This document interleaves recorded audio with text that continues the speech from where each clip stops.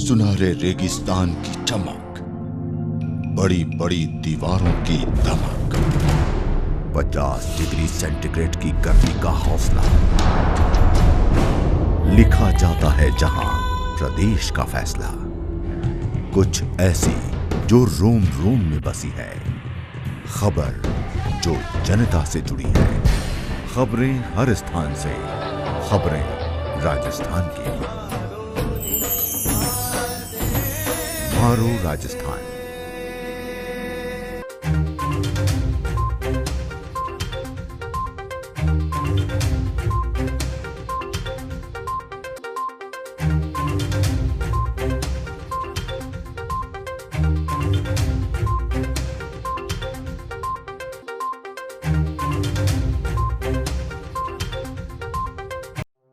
नमस्कार, स्वागत है आपका न्यूज 24 एक्सप्रेस में। मैं हूं आपके साथ दिव्या। आइए करते हैं खबरों की शुरुआत।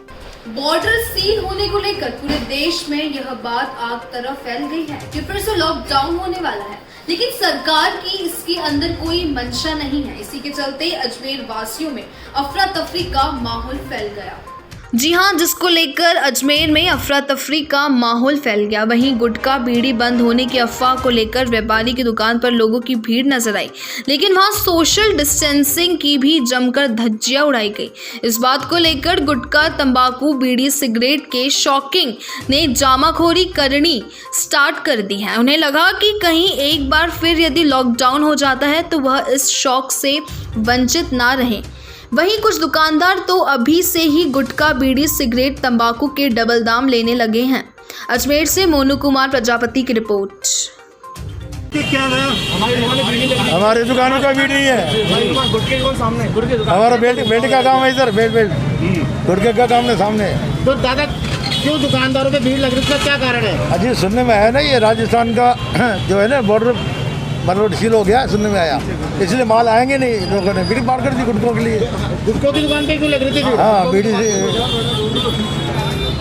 और दूर हो जाओ। हाँ दादा, गुटकों की दुकान पे क्यों लग रही थी भीड़?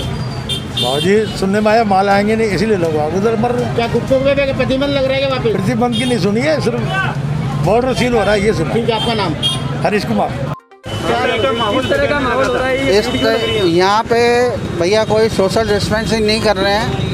और यहाँ पे क्या गुटखा और पान, बीड़ी, सिगरेट के दुकानें हैं, जो यहाँ पे सब पूरे शहर की दुकानें बंद हो चुकी हैं, ये खुली हुई हैं। इस चक्कर में पूरी ग्राहकी यहाँ पे आ रही है। इस चक्कर में ये दुकानदार ना डिस्पेंसरी बना पा रहे हैं, ना किसी ग्राहक को मना कर रहे हैं, और इस चक्कर में हर कोई ग्राहक है एक दूसरों के ऊपर गिर रहे हैं। इस चक्कर में ये 4 दुकानें, 5 दुकानें हैं जो, ये कारण यही है क्योंकि ये पान, बीड़ी, सिगरेट बंद होने के कारण लोगों को मिल नहीं रहा। होलसेल की दुकानें बंद हो गई, तो इसलिए ये रिटेल की दुकानों पे आ रहे हैं। कैसी सूचना आई तो दुकानदार जो भगदड़ मच रही है, क्या कारण है? ये बॉर्डर क्या है, बॉर्डर वगैरह सील हो गए हैं, तो इस चक्कर में क्या गुटखा वगैरह के लिए उनका भी सील हो गए हैं। तो इस चक्कर में हर कोई दुकानदार को रिटेल दुकानदार से लेना पसंद कर रहा है। इस चक्कर कहाँ पर है ये मैजिस्ट्रिक सिनेमा के सामने है, न्यू मेहता मार्केट। आपका नाम और आपका पद? मेरा नाम अशोक बच्चानी है और मच्छी मार्केट का एसोसिएशन का अध्यक्ष हूँ। इन दुकानदारों के पान वालों के भी। केशोरायपाटन उपखंड के गुडली ग्राम पंचायत के विजयनगर गांव में मनरेगा मस्ट्रोल नहीं आने से ग्रामीणों ने केशोरायपाटन पंचायत समिति कार्यालय के सामने प्रदर्शन कर विकास अधिकारी के सामने नाराजगी जताई। विकास अधिकारी के सामने नाराजगी जताते हुए ग्रामीणों द्वारा विकास अधिकारी रमेश मदान को ज्ञापन दिया। ग्रामीणों ने बताया, गांव में एक बार मनरेगा चलाकर बंद कर दी। गांव में कार्य नहीं होने से आर्थिक संकट उत्पन्न हो गया। इसके बाद ग्रामीणों ने गुडली ग्राम पंचायत पहुंचकर ग्राम विकास अधिकारी के सामने विजयनगर के लिए मस्ट्रोल जारी करने की मांग की और भेरूलाल मीणा द्वारा बताया गया, हमारे गांव में एक बार मनरेगा चले, उसके बाद कोई मस्ट्रोल नहीं आई।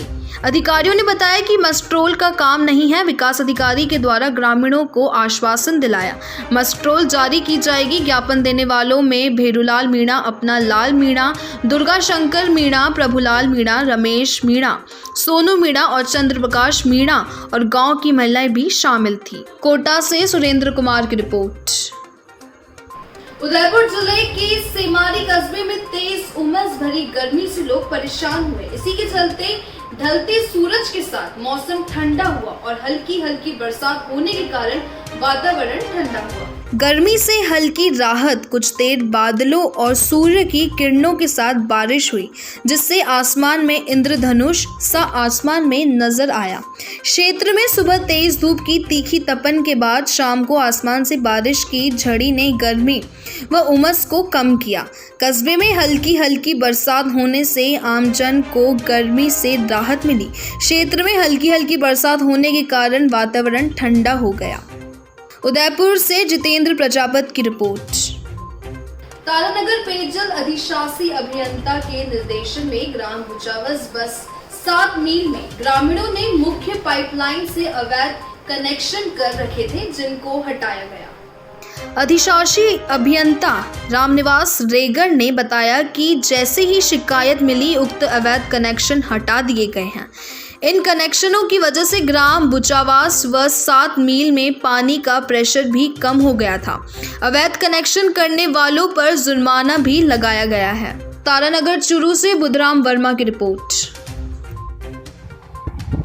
कल दिनांक 9 से 20 को राजवास की मेन लाइन, 50 की मेन लाइन और अपने 7 मील की मेन लाइन से अवैध कनेक्शन हटाए गए थे और उनके खिलाफ PCR भरी गई थी और आज भी अवैध कनेक्शन हटाने का कार्य प्रगति। तारानगर क्षेत्र के पुलिस थाना भालेरी में विवाहित के साथ दुष्कर्म के प्रयास का मामला दर्ज हुआ।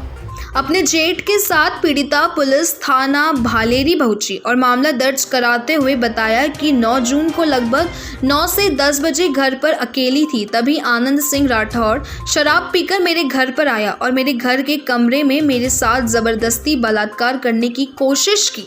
मेरे कपड़े भी फाड़ दिए। इसी दौरान मेरा जेठ वहां पर आ गया। मेरे जेठ के आने के बाद उसने मुझे छोड़ दिया और मुझे धमकी दी कि यदि तूने कोई कानूनी कार्रवाई करने की कोशिश की या फिर किसी को बताया तो तेरे बेटे को मरवा दूंगा या उस पर बलात्कार का झूठा केस लगवाकर उसे फंसा दूंगा। आनंद की गाड़ी घर के आगे खड़ी थी। उसमें 2-3 अन्य आदमी थे, लेकिन हम उनको पहचान नहीं पाए। यदि यही सही वक्त पर मेरा जेठ नहीं आता तो आनंद सिंह मेरे साथ कुछ भी गलत काम कर सकता था। पुलिस ने मामला दर्ज कर जांच प्रारंभ कर दी। तारानगर से बुधराम वर्मा की रिपोर्ट। मायड़ भूमि के सपूत स्वर्गीय सेठ मूलचंद के दिव्य सानिध्य में सामूहिक अस्थि प्रवाह हेतु विकास मालू के सौजन्य से आज दिनांक 10 जून को चूरू से हरिद्वार के लिए बस सेवा शाम 5 बजे कलेक्टर सर्किल से रवाना की गई। जी हां, बस को हरी झंडी दिखाकर रवाना किया। कुबेर ग्रुप के प्रतिनिधि मुमताज टीटी, कार्यक्रम के जिला प्रभारी जितेंद्र राजवी के साथ अंजनी शर्मा पार्षद वार्ड नंबर 2, NSUI जिला उपाध्यक्ष महेश ढूकिया, पार्षद तौफीक खान, पार्षद सोनू खान, कॉलेज महासचिव पुलकित चौधरी, कपिल भाटी की उपस्थिति में बस रवाना की। अस्थि विसर्जन के लिए हरिद्वार जा रहे लोगों को खाने पीने रुकने पर हरिद्वार में दी जाने वाली दक्षिणा सहित सारी सुविधाएं विकास मालू द्वारा रहेगी।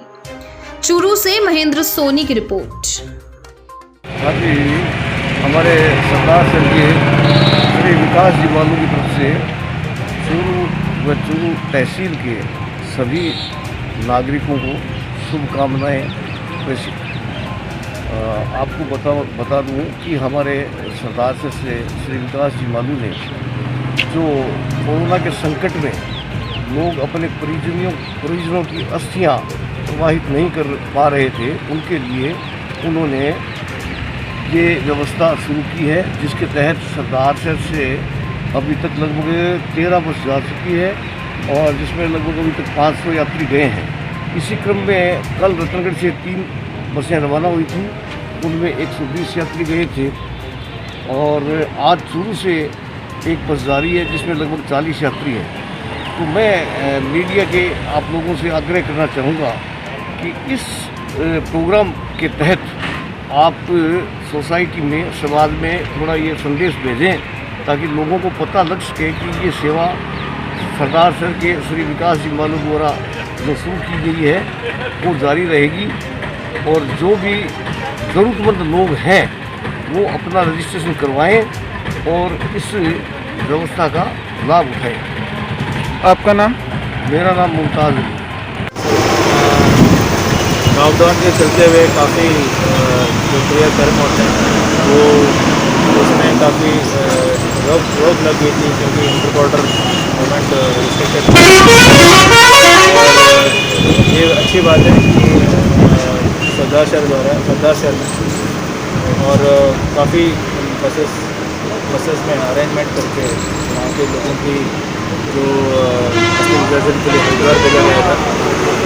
कल या परसों रतनगढ़ से भी और आज शुरू से भी रवानी की गई है। इससे जो भी एक रिलीजियस सेंटिमेंट होता है, लोगों का एक मानना है कि वो मान्यता जो है वो पूरा होती है। तो मैं तहे दिल से धन्यवाद देता हूँ कि ऐसे उन्होंने कार्य किया और प्रशासन की सपोर्ट इस प्रकार रही है कि हमने स्क्रीनिंग और इसकी जो परमिशन है उसको हमने दिया है और जो वापस आने के बाद भी इनकी स्क्रीनिंग और मॉनिटरिंग हम करेंगे।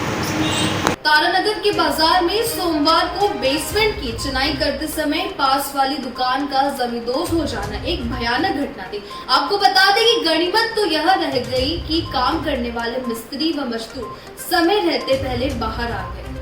तारानगर के बाजार में इस तरह के अवैध अंडरग्राउंड व बेसमेंट बनाने का काम बेधड़क चालू है। किसी भी व्यापारी में किसी प्रकार का प्रशासन व पुलिस का खौफ नहीं है, तो वहीं अवैध अंडरग्राउंड बनाने वाले मजदूर के लिए किसी प्रकार की सुरक्षा प्रबंध भी मजबूत नहीं है। आपको बता दें कि सभी निर्माण कार्य बिना पालिका की अनुमति के या बिना इजाजत तामीर के चल रहे हैं। तारानगर के बाजार में इस तरह के बेसमेंट व अंडरग्राउंड इसलिए घातक है कि बाजार की सड़कों की चौड़ाई बहुत कम है, वहीं अंडरग्राउंड एकदम सड़क के किनारे पर ही बनाया जा रहा है। सड़क किनारे की साइड उनको मजबूती प्रदान भी नहीं की जाती है। जब कभी बड़ा वाहन पास से गुजरेगा तो वो दुकान भी जमींदोज तो होगी ही, साथ में जान व माल का नुकसान होना भी तय है। तारानगर से बुधराम वर्मा की रिपोर्ट।